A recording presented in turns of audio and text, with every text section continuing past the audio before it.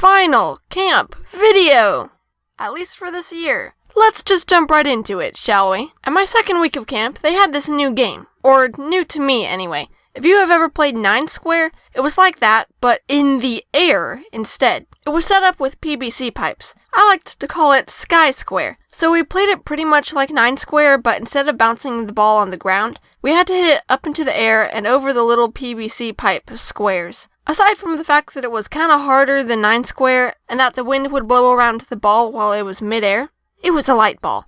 I thought the game was really fun. It was really funny too, because sometimes the ball would bounce off the pipe, and when someone would try to hit it, they would miss, and the ball would hit them in the face. I don't think anyone else really shared my enthusiasm for Sky Square though, because after a couple of days, no one really played it anymore. I remember last year at this camp, my friends and I would sit outside of the mess hall an hour in advance just so we could be the first ones in the food line. We would play a card game called Spoons to pass the time. This year though, I was playing Spoons with just a random bunch of people at a picnic table. One of the girls got all 4 of the cards that she needed in her hand and snatched a spoon. The rest of us immediately scrambled to get one of the remaining spoons. This one girl and I are trying to get a spoon, but one of us slams our hands down on it and sends it flying through the air. It lands on the ground a few feet away. The 2 of us scramble out of the picnic table and dart for the spoon.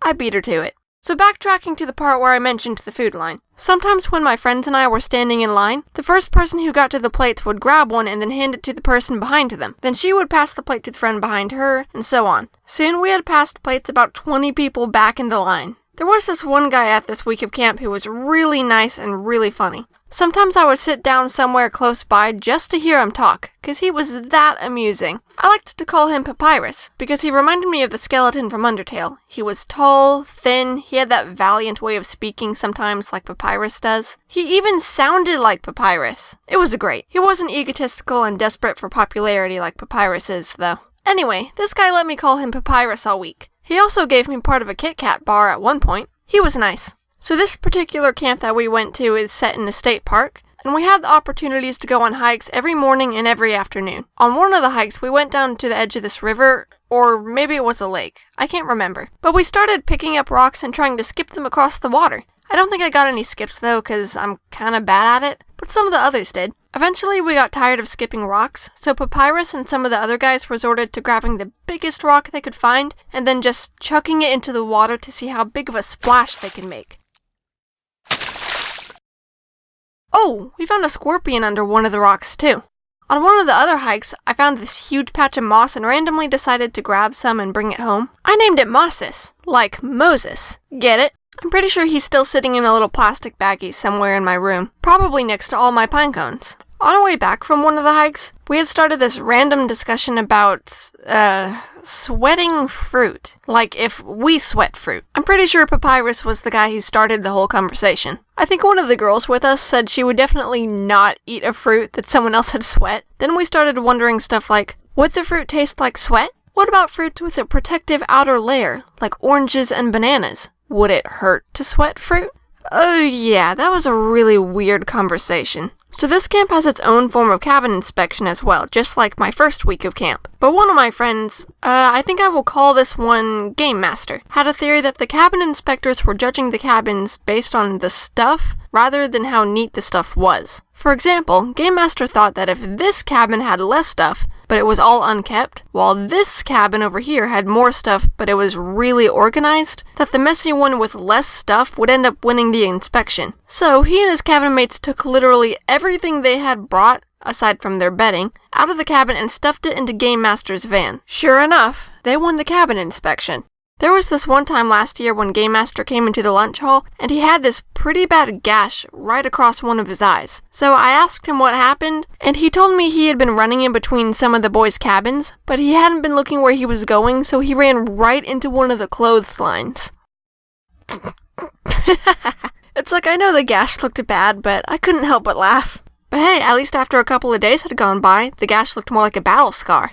Sweet. So there were multiple instances this year when we would be sitting in our lawn chairs under some trees, and things would just fall out of them. And I'm not talking about leaves or nuts or berries or whatever. I'm talking about actual living things. There were a couple of times I had grasshoppers just land in my lap. This one girl was sitting under the tree and she hears a soft thud next to her on the ground. So she looked down and found that this huge frog had fallen from the tree. Funny thing is, it landed in the spot where this other guy normally sat, but that guy was a little late showing up. So if he had actually arrived on time, that frog probably would have landed on his head. So I have these friends who go to this camp, and they were the ones who had invited me and my brothers to start coming. I'm going to call them Freddie and Georgia. Oh, and they're also twins. And I already mentioned their older brother, Game Master. Anyway, I just needed to give the twins their nicknames before I continued. So moving on to the actual thing I was going to talk about. I wanted Freddie to point out some guys she thought were cute, because she said hardly anyone agrees with her on her perspective of who does or doesn't look good. So one night, I pulled out the group picture that we had taken earlier in the week and made Fred show me all the guys she thought were cute. We ended up staying up till 1:20 that night just looking at the group picture. I have another friend who goes to this camp and she has a crazy knack for finding 4-leaf clovers. She'll just be walking around, minding her own business, then she'll look down and there will be one at her feet. I'm pretty sure she found at least 4 to 6 clovers just in that camp week, while I can't even find one when I'm actually trying. But because of this, her nickname will be Lucky. So there was this one day when Lucky and I were just sitting around, and this annoying wasp, or maybe it was a dirt dauber, I don't know, just wouldn't leave us alone. We'd shoo it away, it would leave, and then it would just come right back. It was getting to the point where we were starting to try to actually smack it with things like books and umbrellas. So finally, the wasp thing comes around again, and Lucky manages to hit it out of the air with her book. It falls to the ground, and before it can get back up again, we stomp on it. That'll show those wasp things not to bother us.